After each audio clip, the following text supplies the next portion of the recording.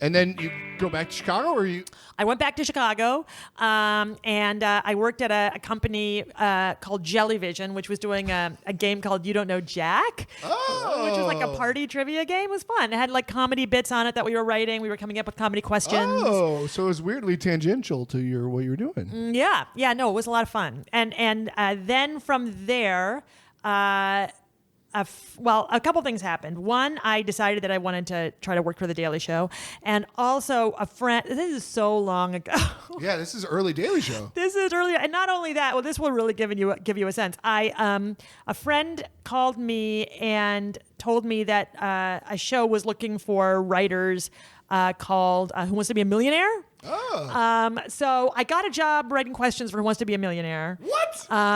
Which was by far the biggest hit I've ever written on, for sure. Wait, how right? did they get to you? So I don't know how they got to my friend, but I was writing trivia for this You Don't Know Jack game. That was trivia. Oh, I guess, yeah. So So I mean, that was kind of I was here. I mean, this is like 2000 and or late 99, and Who Wants to Be a Millionaire was a big deal. It's huge. Yeah. I used to wear that tie thing he did. Yeah. Where it was the tie matched the shirt. We thought that was so cool. Me and my brother. The monochromatic look. Yeah. There were things like there were certain places that there are all kinds of, because of quiz show and stuff, federal regulations about like how this sort of stuff can happen and what contact, like I could never be on the set and I was not supposed to even, meet Regis because there'd be all these questions about like making sure that that everything was run correctly. Wait, I am fascinated by this. Sorry. So you're in Chicago working for the Jack guy. You Don't Know Jack. Which is, by the way, I think got a renaissance on like Wii or whatever. I feel like I played it there's on like something called Quiplash for sure, which is by those guys. But maybe You Don't Know Jack as well. Yeah, I think. Anyways, I think it's come back. Cool. So you're doing that in Chicago. Isn't Who Wants to Be a Millionaire in New York? Yes. So they just met your friend. Your friend pitched you. They hire you. Well, I'll tell. So I kind of was giving you the short version because I don't know if anyone. I'm you're fascinated. interested. Yeah, okay. So fuck everyone else. Okay. All right. I love it. So what happened was I wanted to write for The Daily Show, and I found. This is certainly email. We had email and stuff. It wasn't that early, but I got the phone number. I did some detective work and found the phone number of The Daily Show, and I did, and I cold called. They had a phone number? That seems so weird. They had a phone number. I know. It's in the yellow pages show, Daily. It wasn't that. It was that I found a person who had the phone number, but. And I called and I managed to talk to the head writer at the time, and we talked for a bit, and it was a good phone call, and I got the opportunity to submit materials. So you were just pitching yourself. That's right. Okay, that's right.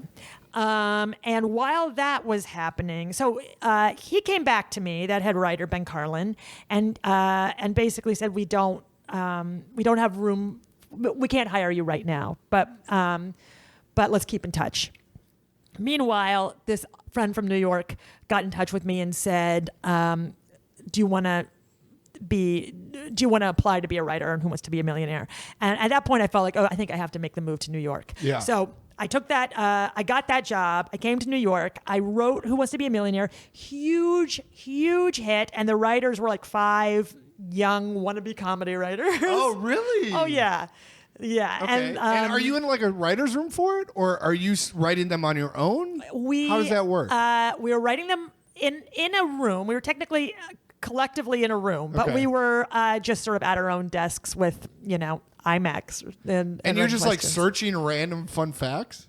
I love trivia. Speaking of hobbies, I go to trivia every week. So all right. Trivia. Well, there you go. So you're just like randomly searching crazy facts and then coming up with very similar answers for... Well, so there was... basically, yes. But there was sort of an idea of, can we find questions that someone thinks they could puzzle out? So if something that people think bastards. they...